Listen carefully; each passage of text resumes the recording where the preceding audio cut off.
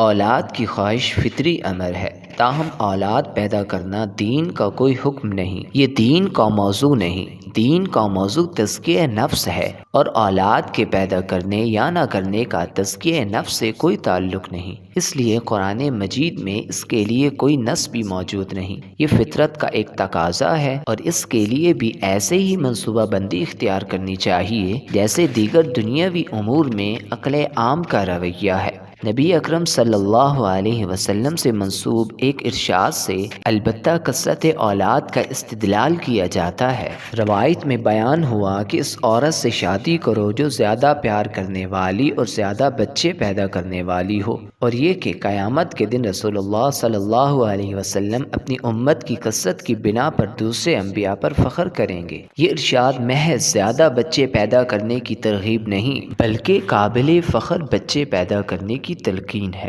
رسول اللہ کا ہر ارشاد دین کا مطالبہ نہیں ہوتا تھا، آپ بطور سربراہ ریاست انتظامی امور سے متعلق بھی ہدایات جاری کرتے تھے، جن کی نوعیت وقتی ہوتی تھی۔ کثرت اولاد سے متعلق رسول اللہ صلی اللہ علیہ وسلم کے اس ارشاد کو قبائلی دور کے تناظر میں دیکھا جانا چاہیے، جہاں افرادی قوت بقا کے لیے ناگزیر تھی۔ آج کی حکومتیں جس طرح اپنے ملکی حالات کے تقاضوں کے پیش نظر لوگوں کو کم بچے پیدا کرنے کی ترغیب دیتی ہیں، اسی طرح حالات اگر تقاضا کریں تو آبادی بڑھانے کی ترغیب بھی دے سکتی ہیں۔ رسول اللہ صلی اللہ علیہ وسلم ایک قبائلی تمدن میں کھڑے تھے۔ مسلمانوں کی مختصر تعداد اپنے سے کہیں گنا بڑے دشمنوں سے برسرے پیکار تھی۔ مستقبل میں روم و ایران سے جنگیں پیش آنا بھی رسول اللہ صلی اللہ علیہ وسلم کے علم میں تھا۔ ادھر مال غنیمت اور خراج بھی مدینہ میں وافر مقدار میں آنے لگے تھے، جس سے معاشی صورتحال بھی بہتر ہو رہی تھی۔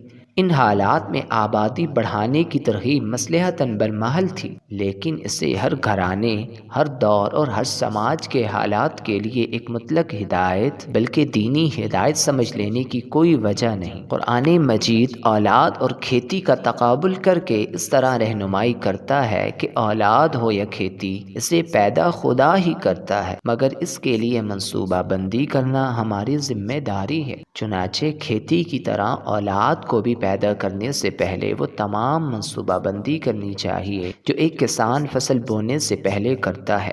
ارشاد ربانی ہے، افرأیتم ما تمنون اانتم تخلقونہ ام نحن الخالقون۔ پھر کبھی سوچا ہے یہ نطفہ جو تم ٹپکاتے ہو، اس سے جو کچھ بنتا ہے اسے تم بناتے ہو یا ہم بنانے والے ہیں۔ افرأیتم ما تحرثون اانتم تزرعونہ ام نحن الزارعون۔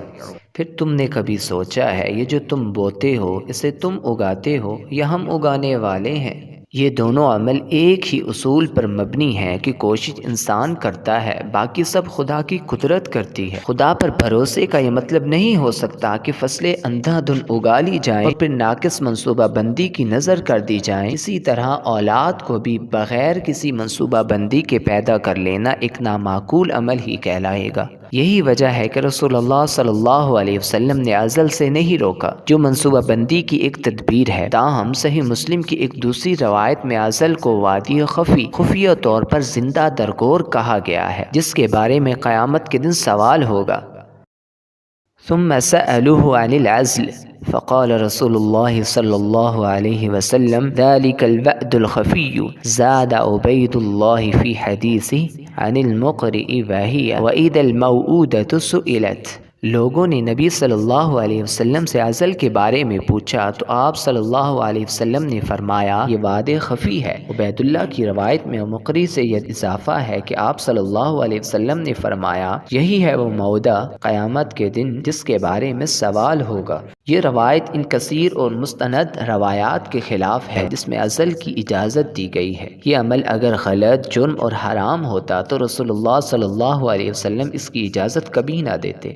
خوش قسمتی سے ترمذی کی ایک روایت اس تناقض کو حل کر دیتی ہے۔ عن جابر قال قلنا یا رسول اللہ إنا كنا نعزل فزعمت اليهود أنها الموءودة الصغرى فقال كذبت اليهود إن الله إذا أراد أن يخلقه فلم يمنع۔ رسول اللہ صلی اللہ علیہ وسلم سے پوچھا گیا کہ یہود کہتے ہیں کہ ازل بھی ایک چھوٹی قسم کی مودہ یعنی بچی کو زندہ درگور کرنا ہے۔ اس پر حضور نے فرمایا یہود جھوٹے ہیں، اگر اللہ کسی کو پیدا کرنا چاہے تو کوئی اسے روک نہیں سکتا۔ اس سے معلوم ہوتا ہے کہ صحیح مسلم کی مذکورہ روایت میں جو بات رسول اللہ صلی اللہ علیہ وسلم کی طرف منسوب کی گئی ہے وہ در حقیقت یہود کا خیال تھا، جس کی تردید رسول اللہ صلی اللہ علیہ وسلم نے کی تھی، مگر راوی کے تصرف نے تردید کو تصویب سے بدل دیا۔